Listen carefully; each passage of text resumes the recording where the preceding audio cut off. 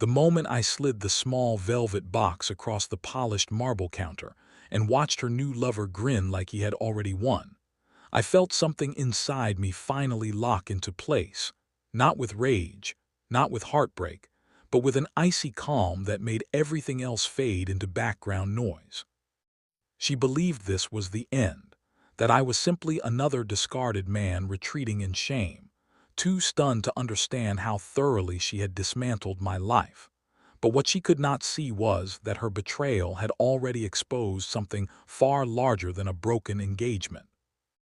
What she never imagined was that I had uncovered the blueprint of a corporate theft network that had been operating quietly for months, siphoning millions through false acquisition reports and encrypted data drops, and that she had unknowingly positioned herself at the very center of it.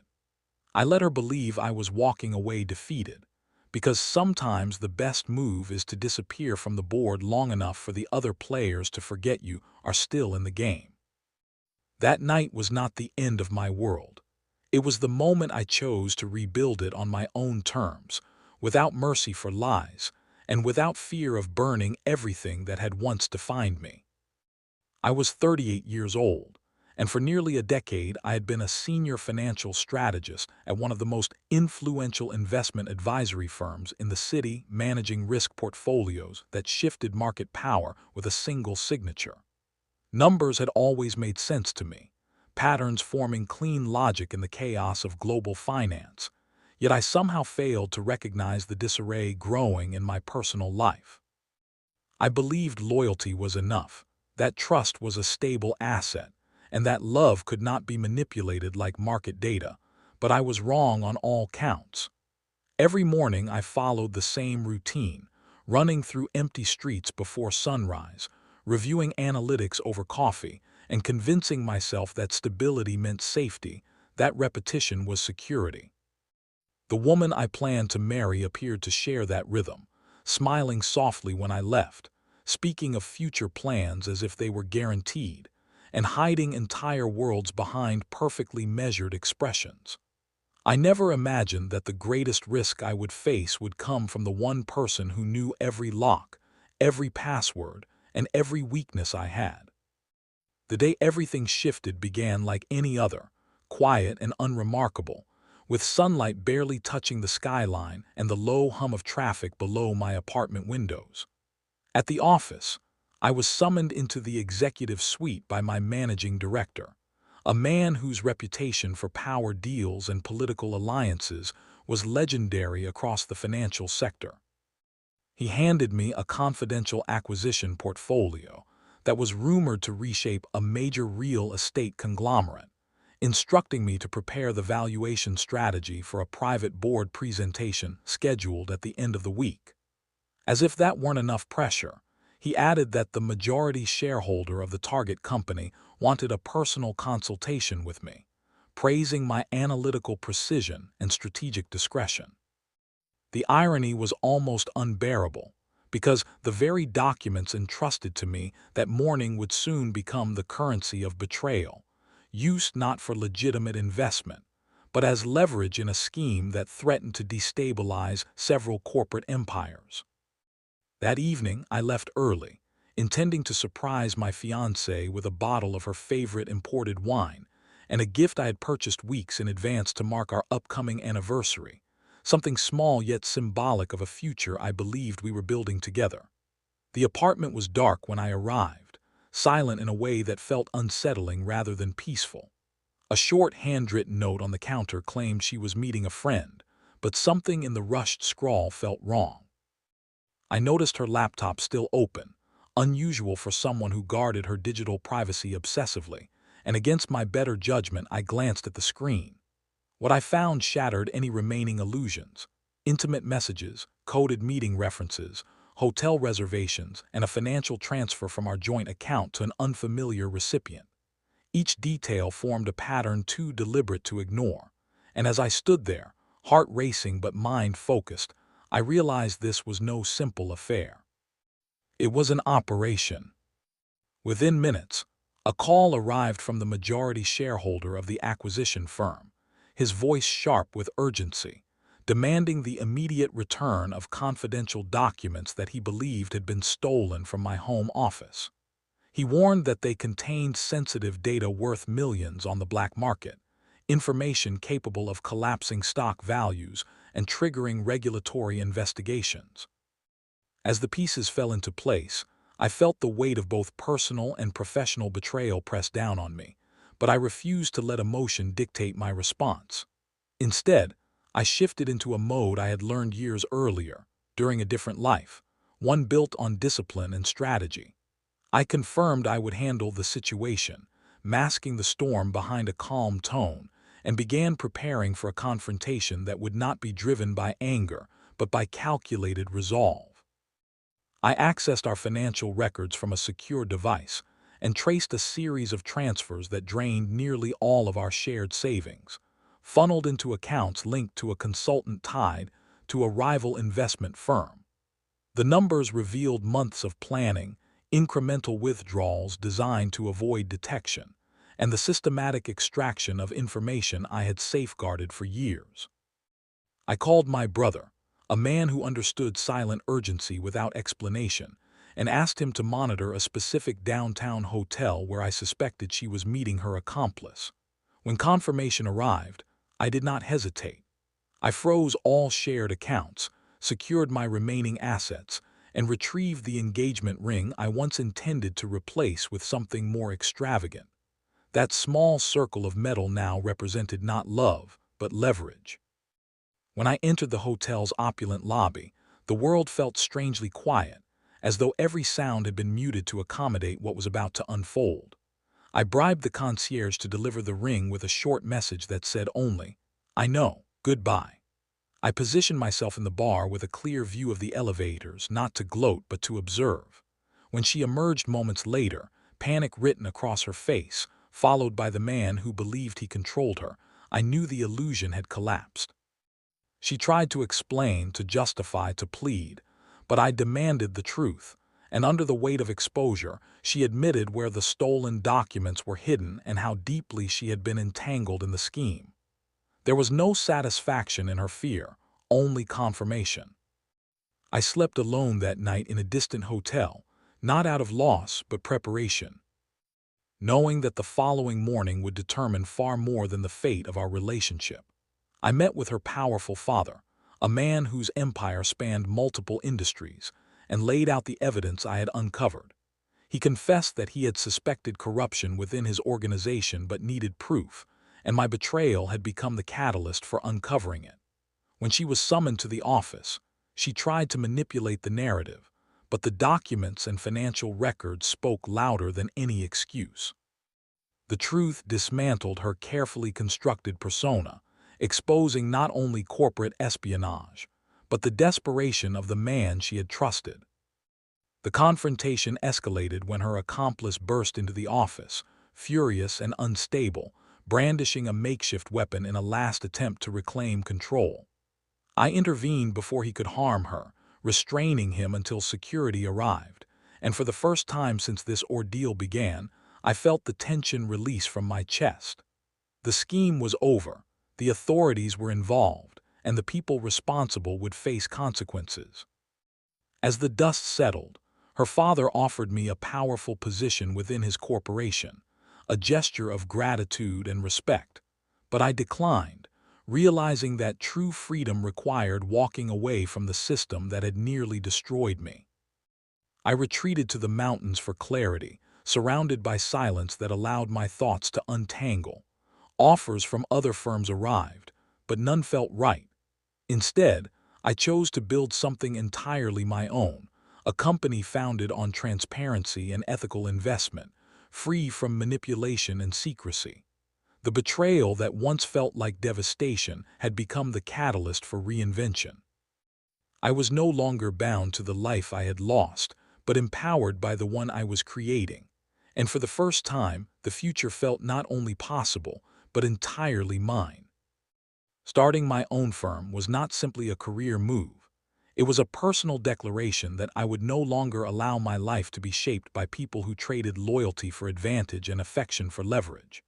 So I spent weeks working from a small rented office with bare walls and a folding desk, drafting policies that placed ethics above profit and transparency above convenience, building a structure that rejected the silent compromises I had witnessed for years inside the corporate machine.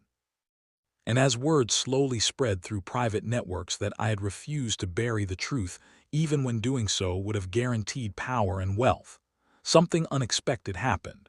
Investors began calling not because they wanted my past connections, but because they wanted a partner who could not be bought, who had already walked away from influence when it conflicted with principle.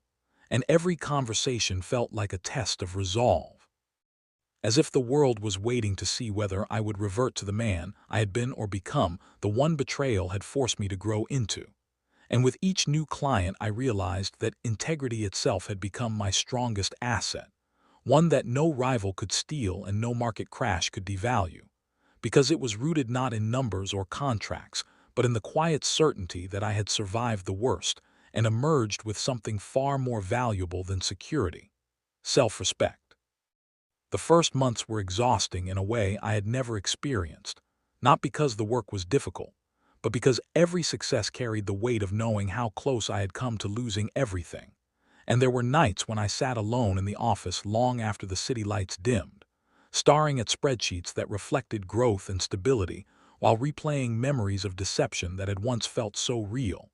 Yet even in those moments of solitude, I found a strange sense of peace, because I was no longer pretending that my life was perfect, no longer protecting illusions or performing happiness for the sake of appearances.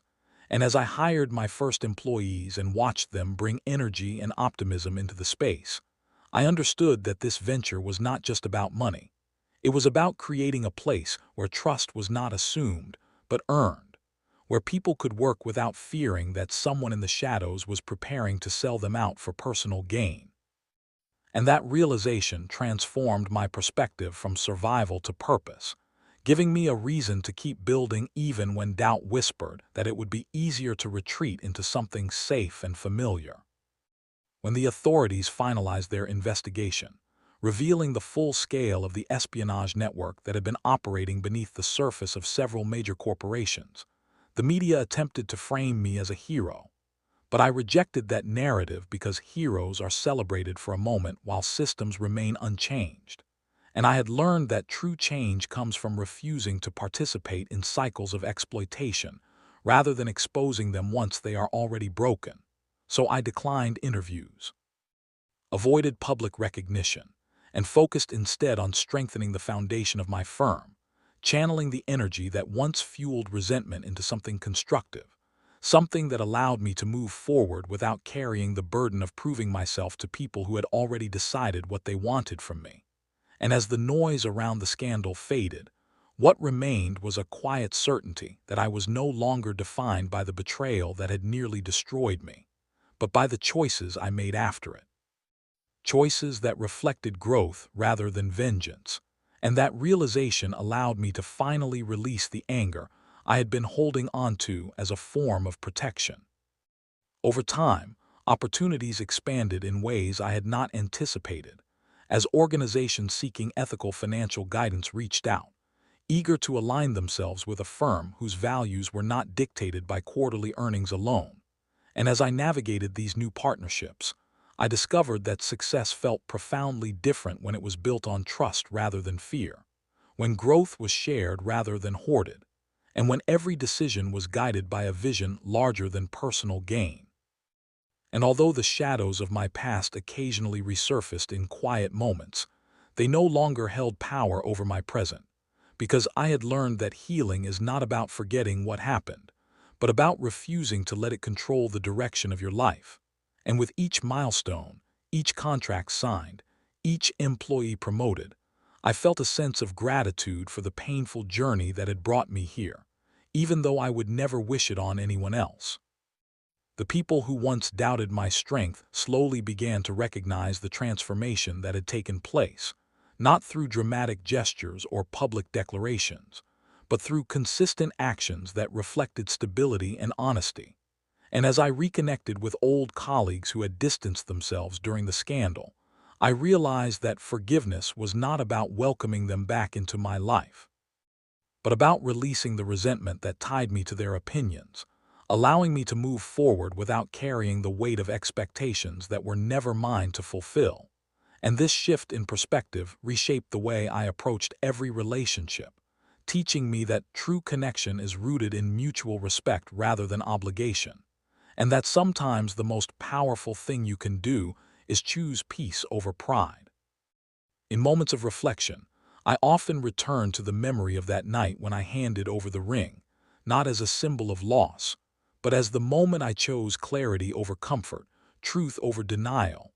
And while the past could never be rewritten, it no longer haunted me because I had transformed it into a foundation for growth. Understanding that pain, when faced honestly, becomes a catalyst for change rather than a barrier to happiness. And this awareness guided me as I continued to build a life defined not by what was taken from me, but by what I had chosen to create in its place. As my firm expanded, I embraced the responsibility that came with influence, mentoring young professionals who reminded me of who I had once been, ambitious, hopeful, and unaware of how quickly trust can be manipulated. And rather than shielding them from the realities of the industry, I taught them the importance of discernment, encouraging them to question systems that reward silence over integrity, and watching them grow into confident, ethical leaders reaffirmed my belief that change begins not with grand declarations, but with everyday decisions that prioritize values over convenience. And this mentorship became one of the most fulfilling aspects of my new life, providing a sense of purpose that extended far beyond financial success. There were days when I wondered what my life might have looked like if betrayal had never entered the picture, but those thoughts no longer carried regret, because I understood that the version of myself who had once accepted comfort over truth would never have discovered the strength I now possessed.